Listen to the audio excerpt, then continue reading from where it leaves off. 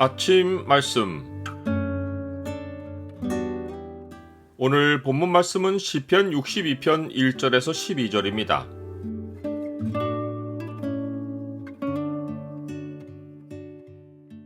나의 영혼이 잠잠히 하나님만 바라며.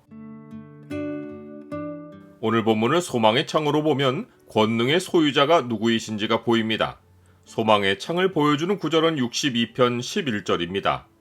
하나님이 한두 번 하신 말씀을 내가 들었나니 권능은 하나님께 속하였다 하셨도다.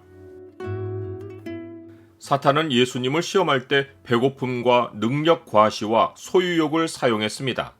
이 모든 것이 통하지 않자 사탄은 잠시 떠나 있다가 예수님을 쓰러뜨리려고 최후의 방법으로 군중을 충동했습니다.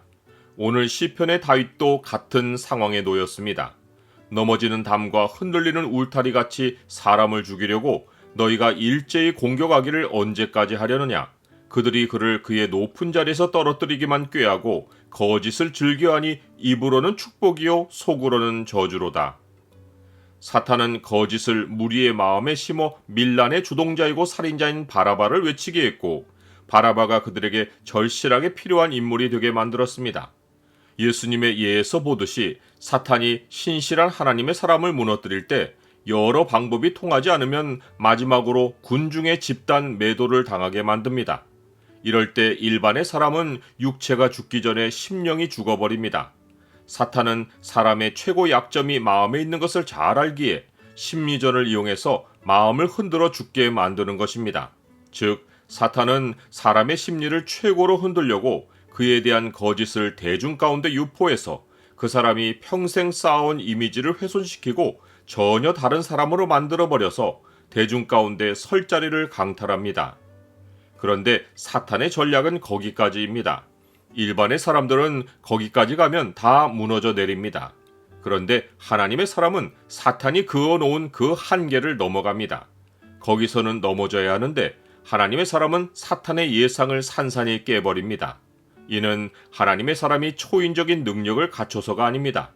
일반 사람들이 부딪히는 심리적인 한계 상황에서 하나님이 자기 백성의 마음에 한 말씀을 떠올려 주시기 때문입니다.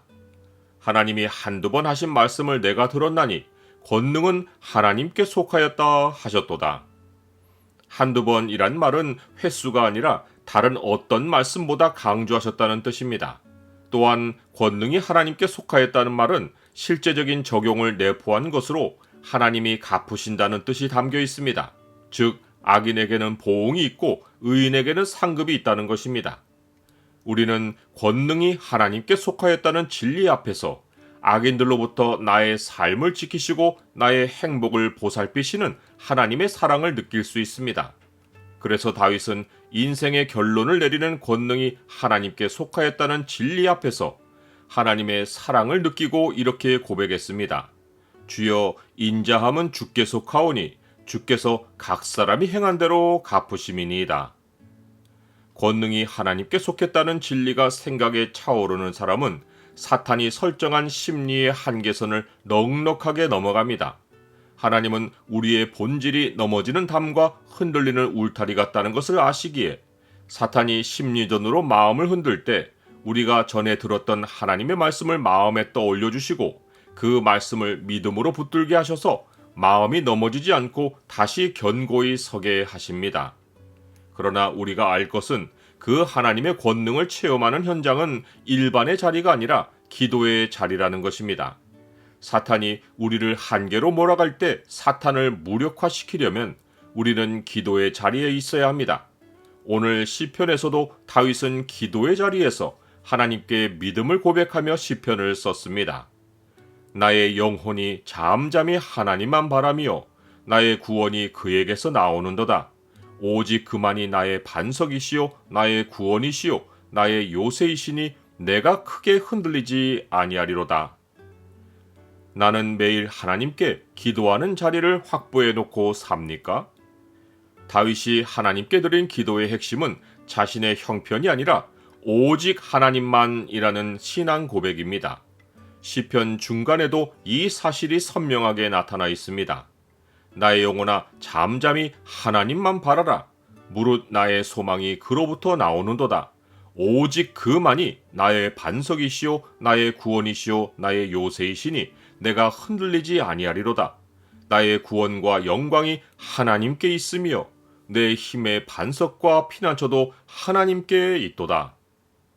사탄은 거짓을 계획하고 자기가 세운 결론으로 우리를 끌어가려 하지만 하나님 백성은 오직 하나님만 붙들고 믿음으로 현실을 헤쳐나갑니다.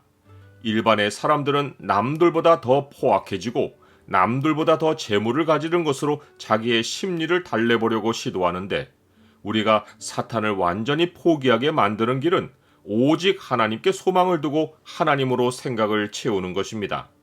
이것을 체험한 하나님 사람은 다른 사람에게도 인생 승리의 비결을 확실하게 전할 수 있습니다.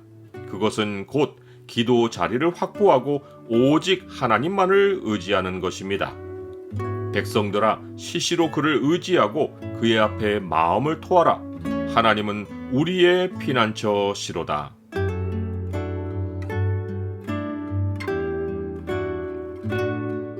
주님, 사람은 입김이고 인생도 속임수와 같아서 저울에 달면 입김보다 가볍습니다. 저 자신을 믿고 행동하는 어리석은 일을 하지 않게 하시고 어떤 일에서도 오직 주만 의지하고 주를 바라며 기도 자리에서 현실을 이겨가게 하옵소서. 예수 그리스도의 이름으로 기도드립니다. 아멘.